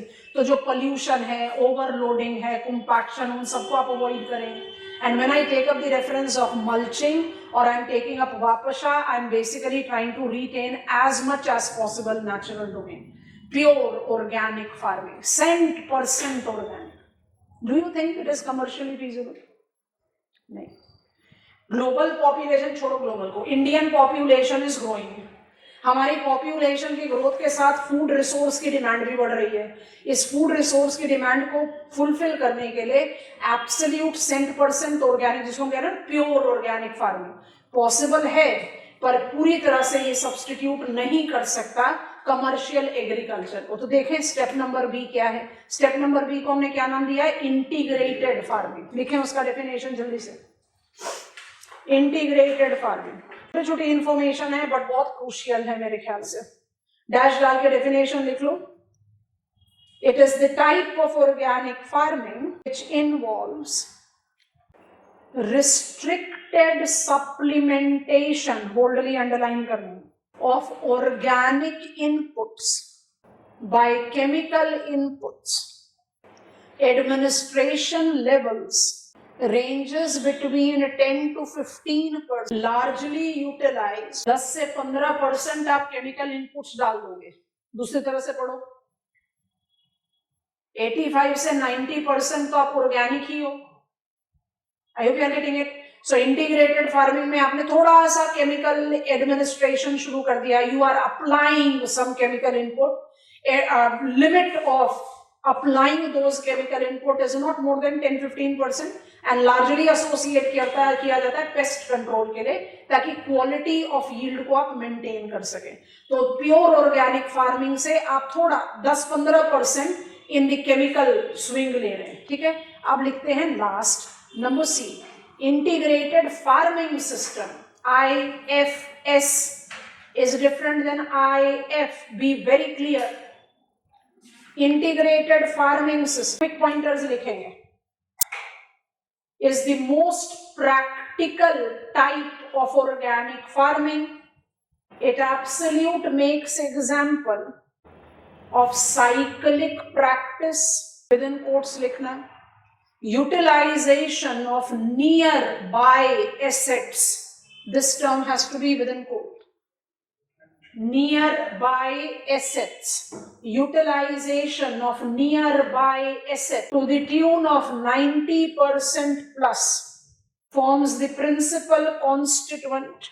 Cyclic लिख ही दिया है, फिर भी चाहिए तो ब्रैकेट में लिख दो recycling. फाइनल पॉइंटर लिखें, inputs from outside. From outside को भी within quotes डाल देना. Input from outside is largely avoided. मुझे आप कुछ एग्जाम्पल दे सकते हो नियर बाय एसेट्स की? आप एग्रीकल्चर खत्म करने वाले हो, पहुंच गए बिल्कुल टुवर्ड्स एंड. ये बताओ, हमने पहला पॉइंट आपको लिखवाया most practical version. Near by asset पर आप डिपेंडेंट हो, आउटसाइड इनपुट नहीं आते, मतलब केमिकल फर्टिलाइजर, केमिकल इनपुट्स आप लार्जली अवॉइड कर रहे हैं. तो ये तो प्योर ऑर्गेनिक फार्मिंग जैसा ही लगा. बट यहां पर nearby asset, cyclic economy का डोमेन है। Biotic manure, favourable crop, crop residue, animal feed, poultry product, silk waste. आपको बात समझ में आ रही है? ये डायग्राम कॉपी करोगे। Integrated farming system, crop livestock को ब्रैकेट में डालो। ये क्या हो गया? Mixed farming. कौन सा सॉइल स्ट्रेस को अबेट कर देगा? Organic carbon deficiency, overloading, pollution, yes और no? Crop residue, life stock production, nutrient cycle, forage crop, crop residue. इसमें आपने पोल्ट्री को एज एक्वाकल्चर, पोल्ट्री और एक्वाकल्चर का फीड किसके साथ लिया था? Silk waste. बहुत अच्छा एग्जांपल है। पैराडायग्राम बना लो। Cyclic economy. नाउ लिखेंगे integrated farming. Crop livestock को ब्रैकेट में डाल दो, because it can be crop, livestock, agri silvi, aquaculture, कुछ। Integrated farming system is mixed farming. 100% organic तो है आपका, प्योर ऑर्गेनिक फार्मिंग, बट उसकी प्रैक्टिकल फीजिबिलिटी बहुत कम है। और जो इंटीग्रेटेड फार्मिंग सिस्टम है वो प्रैक्टिकली ज्यादा फीजिबल है। पर आप ऑर्गेनिक फार्मिंग पर आंसर लिखोगे तो आपको तीनों टाइप लिखना पड़ेगा। अगर आप answer on soil conservation practices लिख रहे हो तो आप सिर्फ ऑर्गेनिक फार्मिंग कर दो, यही लिख दो, जरूरत नहीं है कैटेगरीज बनाने। तो में टर्म सब्स्टिट्यूट किया जा सकता है। In place of integrated farming system इसको आप क्या लिख सकते हो? Mixed farming, crop, livestock, silvopasture, aquaculture, जहां पर जो पॉसिबल है। अब चले यहाँ पर स्मार्ट एग्रीकल्चर। स्मार्ट से पहले आपको क्लाइमेट स्मार्ट बता देते हैं। स्मार्ट थोड़ा सा बल्कि है। क्लाइमेट स्मार्ट एग्रीकल्चर क्या होंगे? 3 पिलर क्लाइमेट स्मार्ट एग्रीकल्चर। बना लो अलग ब्लॉक। क्लाइमेट स्मार्ट एग्रीकल्चर कौन से होने चाहिए भाई? क्लाइमेट स्मार्ट एग्रीकल्चर के domain. IPCC 6th assessment report को रिकॉल करते हैं। आईपीसीसी के 6th असेसमेंट रिपोर्ट ने हमें क्या बताया? कि it's high time we stop taking that agriculture is only the sufferer because of the change of the climate. Agriculture itself is a reason for change of the climate. पहला point. दूसरा point, farming या agriculture आज की date में आप चाहे space tourism को जितना भी मोबिलाइज करो, फूड रिसोर्स अल्टीमेटली एग्रीकल्चर से ही आएंगे। It is very important for us to enhance climate change resilient agriculture, क्योंकि फूड सिक्योरिटी को जस्टिफाई करना है। और जब आप increasing production, productivity on sustainable norm, mitigating change of climate, जरा ध्यान से देखो, तो वो क्या हो जाएगा? क्लाइमेट स्मार्ट एग्रीकल्चर हो जाएगा। क्लाइमेट स्मार्ट एग्रीकल्चर को आप 3 पिलर्स में डिफाइन करते हैं। Ministry of environment, forest, climate change, and Ministry of Agriculture and Farmers Welfare also define it the same way. This is it. Sustainably increase agricultural productivity and income, adapt and build resilience of people and food system to change of climate, and reduce or remove any of the greenhouse gases wherever possible. Come on, sustainable agricultural practices. जल्दी से लिखो। Climate smart agriculture, CSA. Climate smart agriculture, underline dash. Involves mitigation and adaptation approaches to change of the climate. Next, comprised of 3 pillars. 1, sustainable increase of agricultural productivity and income by mobilizing, you know the meaning of the term, resource-based agriculture. Yes, resource-based agriculture. Number 2, adapt and build resilience of food system and people. Change of the climate. Maximum of change induced in climate system is irreversible. सिर्फ और सिर्फ आप क्या कर सकते हो? Adapt करो। Adaptation से ही आप क्लाइमेट स्मार्ट हो। जिद पकड़े रहोगे कि विदर्भ में मुझे तो कॉटन ही कल्टीवेट करना है, तो फिर क्रॉप फेलियर है। उसकी जगह आपने मोबिलाइज कर दिया kitchen gardens, garlic, roses, floriculture. वो क्या कर रहा है? विन विन कॉम्बिनेशन दे रहा है। तो adapt, food system and resilience of the people. Number 3, it's about mitigating, not repeating the mistake. तो तीसरा pillar of climate smart agriculture है reduce. and or remove greenhouse gases by unsustainable agricultural practices. अच्छा, यहाँ पर ना हम आपको एक ट्रिक बताएंगे. ये तो हमारा क्लाइमेट चेंज एंड उसका मिटिगेशन अडेप्टेशन का अप्रोच है, तो we can easily make sense with it. But यहाँ पर आपको एक थोड़ा सा लॉजिक लेकर चलना पड़ेगा. आप कह रहे हैं सॉइल कंजर्वेशन अप्रोचेस में सारी चीजें काउंट होंगी. आपसे मान लो पूछ ले क्लाइमेट स्मार्ट एग्रीकल्चर, तो क्लाइमेट स्मार्ट एग्रीकल्चर का तो भाई मेरे 3 ही पिलर हैं, हम 3 के 4 तो बना नहीं सकते. बट वो जो 3 पिलर्स हैं जिसमें आप बोल रहे हो you are trying to take up more resilient food system, और you are trying to generate out the ways by which we can remove or reduce greenhouse gases emission, increasing production productivity on sustainable norm. तो वो सारी practice माने increasing production productivity, mitigating and adapting, ये जो तीनों pillars हैं वो 3 ही pillar लिखे जाएंगे. उसको आपने कंटेंट बिल्ड करना है तो आप उसको लिंक कर दो smart agri. Smart cities, smart agriculture का जो ये एक्रोनिम है इसका मीनिंग अलग जाता है. When I take up the reference of smart agriculture, I'm not just talking about precision agriculture. I'm taking into reference what is specific, what is measurable, what is actually acceptable, and along with the system that is time bound manner. तो smart एक acronym है जिसके साथ बहुत सारी चीजें add on होती हैं. तो क्लाइमेट स्मार्ट को हमेशा वीव इन कर देना स्मार्ट के साथ जब कंटेंट बिल्ड करने की जरूरत हो, या जब स्मार्ट एग्रीकल्चर लिखो तो उसके टेल एंडर पे क्लाइमेट स्मार्ट ऐड कर देना, क्योंकि क्लाइमेट स्मार्ट में 3 पिलर के बियॉन्ड जाने का पॉसिबिलिटी नहीं है. But with in 3 pillars you can add on smart agriculture. Smart agriculture को किसके साथ रिलेट करते हैं? ICT, information communication technology. It is all about Internet of Things. It is all about sensors. It is all about cameras. It is all about drone. I hope you are taking it. It is all about developing digital database to induce recall FAO का agricultural input, conventional and optimum yield याद आ रहा है? क्योंकि new inputs में आप किसको लेकर आओगे? न्यू इनपुट्स में you will take into reference precision, something which will work for a given condition. तो क्लाइमेट स्मार्ट एग्रीकल्चर के 3 पिलर्स को आप स्मार्ट एग्रीकल्चर के साथ लीव कर दें. और आप अगर सॉइल कंजर्वेशन के बारे में बात कर रहे हो तो लेट इट बी डिफरेंट, अलग अलग ही लिखा जाए तो बेटर है. थोड़ा सा बल्कियर है, सेपरेट हेडिंग बना लीजिए. स्मार्ट एग्रीकल्चर कैपिटल्स में लिखो, स्मार्ट एग्रीकल्चर. डिकोड करो, S and as in specific, smart S specific, that denotes the time and area for selection of agricultural constant. M is measurable, that is to consider input cost in light of sales realization. In light of sales realization. M हो गया. A is attainable, that is practically achievable.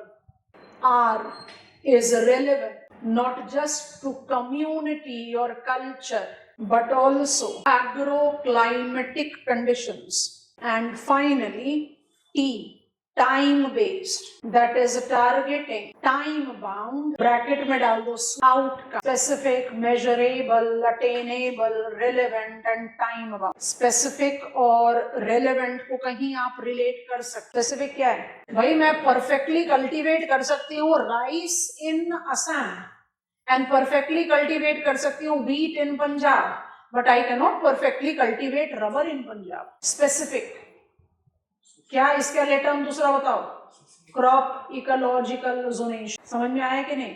अच्छा, इसी को आप relate out कर लो with the reference of relevance R के साथ. आर में क्या लिखा आपने? जो कल्चरली, कम्युनिटी, लोकेशन वाइज और एग्रो क्लाइमेटिक रीजन के हिसाब से रेलेवेंट हो, तो वो भी कहीं ना कहीं क्रॉप इकोलॉजिकल जोनेशन से ही मैच करेगा. अच्छा, एक्वाकल्चर को रिकॉल करो. एक्वाकल्चर रेलेवेंट नहीं था इंडियन एग्रीकल्चर के हिसाब से, आपने उसको रेलेवेंट बनाया. कैसे बनाया? कौन कह रहा है कि प्रोड्यूस करके खाने की कंपल्शन है? मत खाओ, बेच दो. And that is the reason aquaculture evolved itself as one of the most commercial segment of agriculture. Measurable, कोई भी प्रैक्टिस तभी इकोनॉमिकली फीजिबल है जब आपका इनपुट कॉस्ट जो है वो सेल्स रियलाइजेशन से कम हो.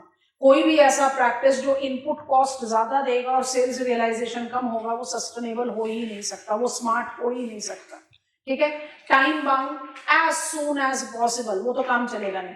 It has to be time bound that is we are targeting to achieve as soon as possible नहीं, हर ऑब्जेक्ट का, हर ऑब्जेक्टिव का एक डिफाइंड टारगेट, उसको स्मार्टनेस में ऐड किया। And what we have missed out, attainable. Attainable क्या है, जो प्रैक्टिकल है, माने हवा में ऑब्जेक्टिव नहीं बनाना है कि हम इंडिया को 5 ट्रिलियन इकोनॉमी बना देंगे। You have to justify the ground truthing that is related to it, feasibility कहां पर, तो you are judging out the feasibility. Smart stands like this. Smart cities में इस एक्रोनिम का मतलब ही अलग हो जाता है, sustainable, mobility, affordability, that goes different. तो यहाँ पर smart agriculture by default is inclusive of climate smart agriculture. Climate smart agriculture को ऐसे करके भी पिकअप कर सकते हैं, सबसेट ऑफ स्मार्ट, हम आपको बोलेंगे, अभी छोड़ देते हैं। सो क्लाइमेट स्मार्ट एग्रीकल्चर क्या हो गया, सबसेट ऑफ स्मार्ट एग्रीकल्चर, क्योंकि स्मार्ट एग्रीकल्चर खाली क्लाइमेट रेजिलियंस की बात थोड़ी ना कर रहा है। स्मार्ट एग्रीकल्चर सब चीजों की बात कर रहा है, specific, measurable, attainable, relevant and time bound. I think it is comfortable. Add on करो, अभी तो सिनोनिम एक्रोनिम को इलैबोरेट किया, नेक्स्ट पॉइंटर बनाएंगे। It relates to agriculture extension services that involves information communication technology integrated with agricultural practices. Next pointer, it thus involves 3 defined though interrelated components. Details कर देंगे इसके बाद।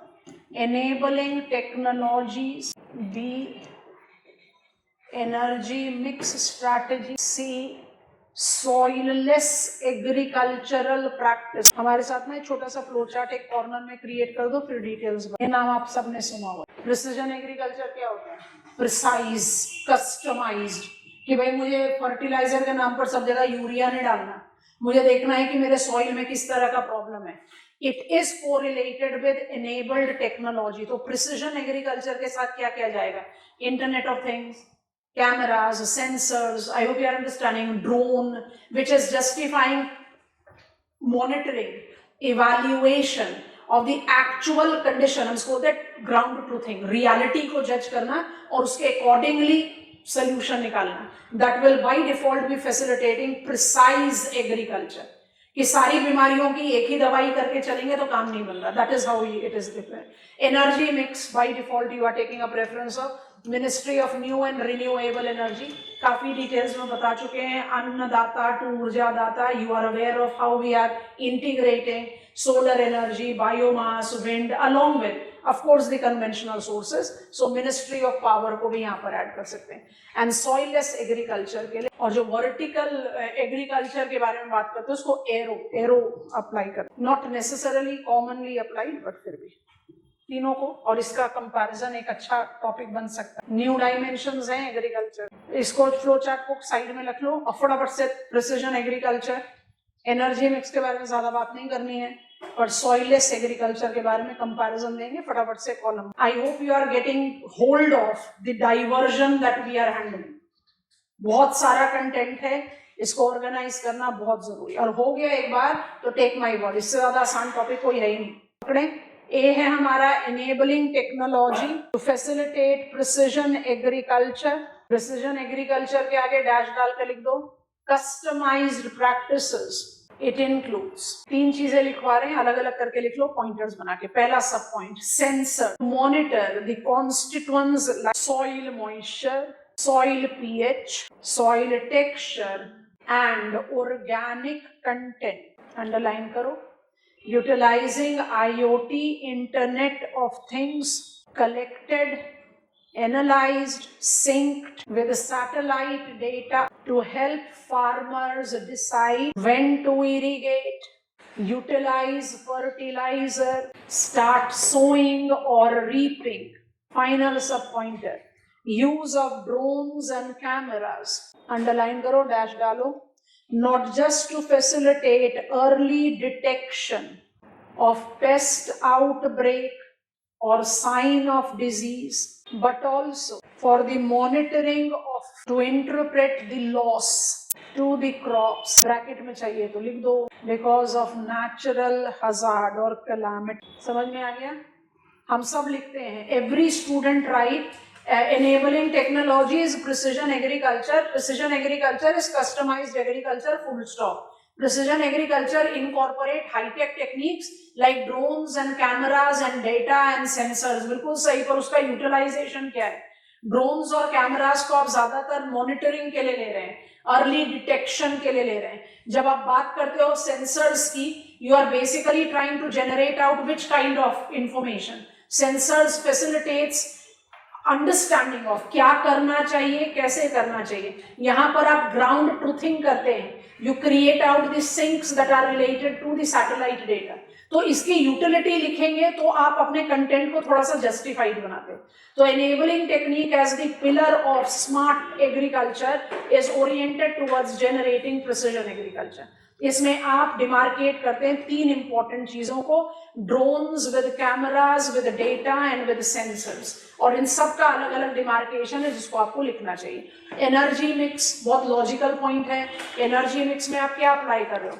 जहां पर जो चीज फीजिबल है, आप ओवरनाइट तो कोल को सब्सटीट्यूट करोगे नहीं, लेकिन कोल के साथ जहां जो चीज फीजिबल है, एग्रीकल्चर के लिए कौन सा ज्यादा फीजिबल सोर्स ऑफ एनर्जी होता है?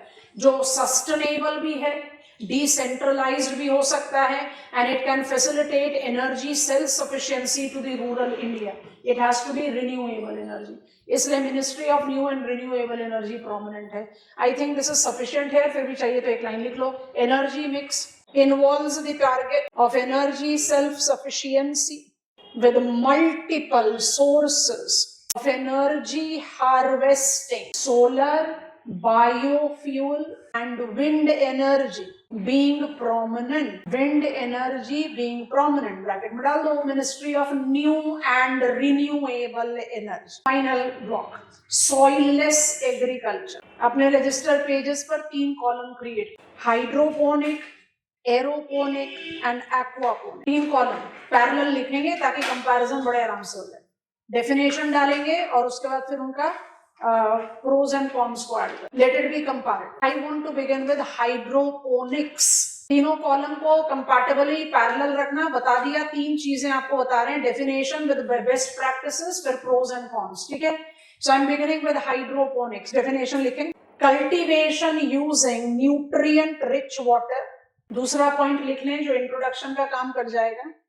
Is best for production of leafy green, मतलब non flowering herbs and urban farming. ठीक हो गया. अब कॉलम नंबर 2 पर आओ. We are talking aeroponics here. It involves suspended roots in air with nutrient rich mist spray. Introduction का दूसरा point लिखें, is best for advanced farming for high value crops. ठीक है.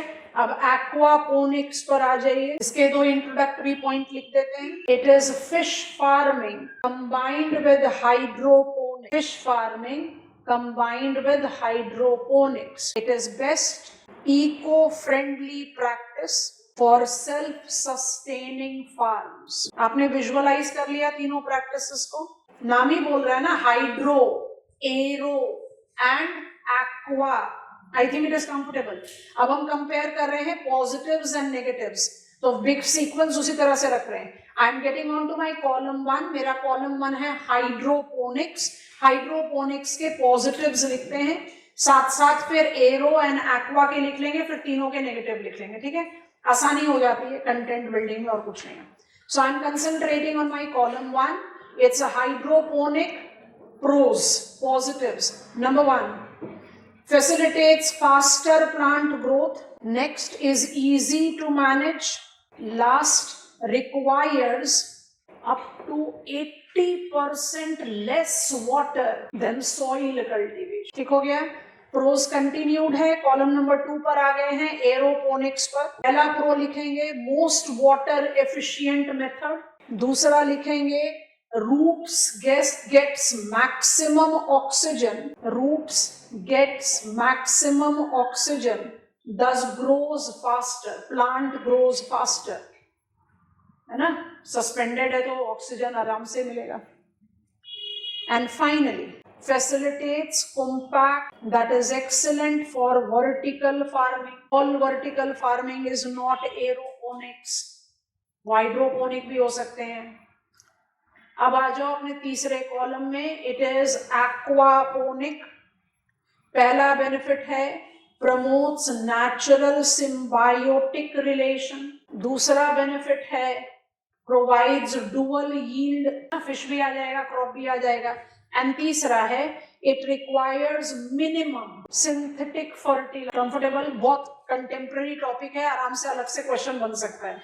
अब आ जाओ कॉन्स पर, नेगेटिविटी, क्योंकि सबके साथ चैलेंज बाय डिफॉल्ट एसोसिएटेड है। That is the reason in smart agriculture, soilless agriculture incorporate mobilization of these three practices. तो कौन शुरू करते हैं? हाइड्रोपोनिक से।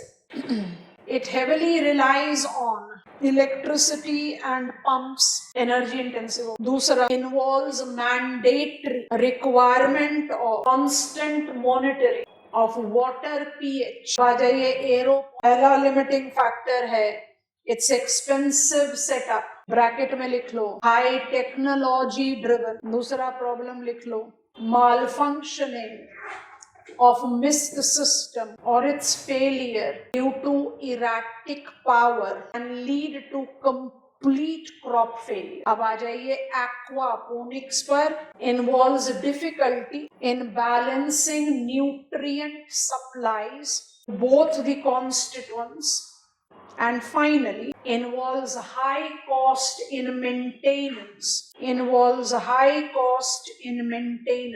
रुक जाओ। Smart agriculture is related to agriculture extension services. Agricultural extension services aims at integrating ICT, थोड़े details में पढ़ेंगे जब रूरल डेवलपमेंट की बात करेंगे। ICT is one of the 6 components of Bharat निर्माण। इरिगेशन भी है, आईसीटी भी है, रूरल रोड भी है, इलेक्ट्रिफिकेशन भी है, ड्रिंकिंग वाटर भी है। क्या छूटा? Rural roads, housing, rural road, drinking water supplies, electricity, ICT and irrigation. ये 6 कंपोनेंट है भारत निर्माण के।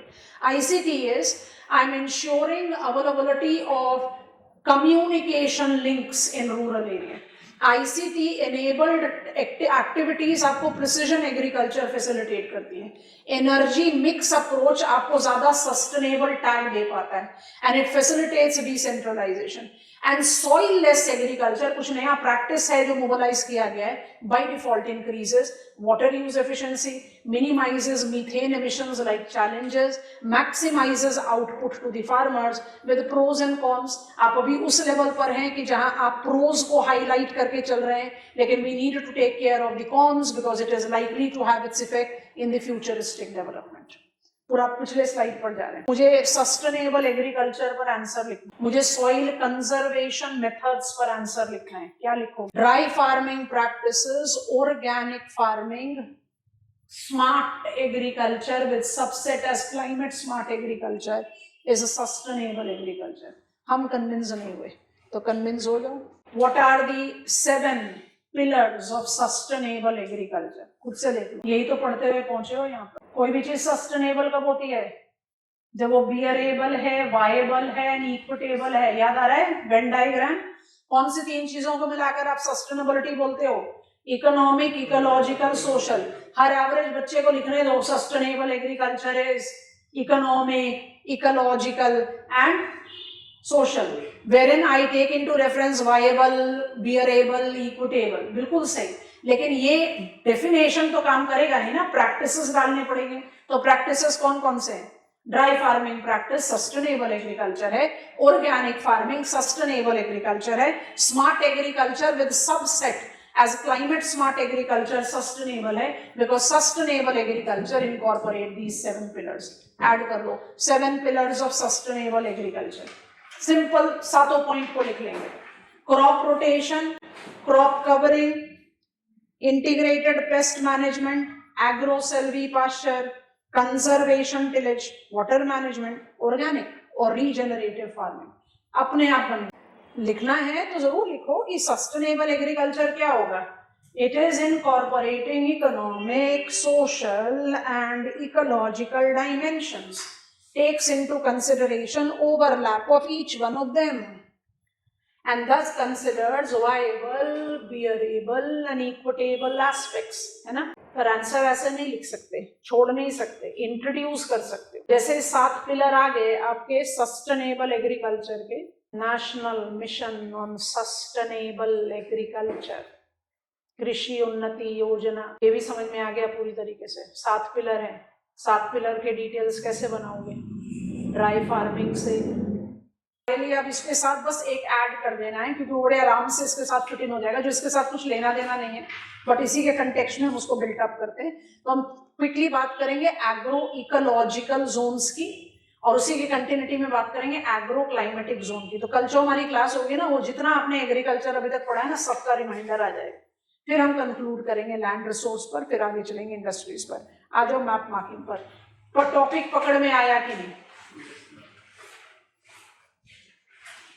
क्योंकि आप पेपर 1 में सस्टेनेबल एग्रीकल्चर लिखकर वो 3 कंपोनेंट और 3 एस्पेक्ट लेकर फिर कोई एक केस स्टडी डाल दो, काम बन जाएगा। बट इंडियन कंटेक्स्ट में भी खाली वही लिखकर छोड़ दोगे तो फिर आंसर अपने आप नहीं बना, you have to create out answer. ठीक, okay, we are marking peaks of India. हमने आपको सदर्न पार्ट के पीक्स बता दिए।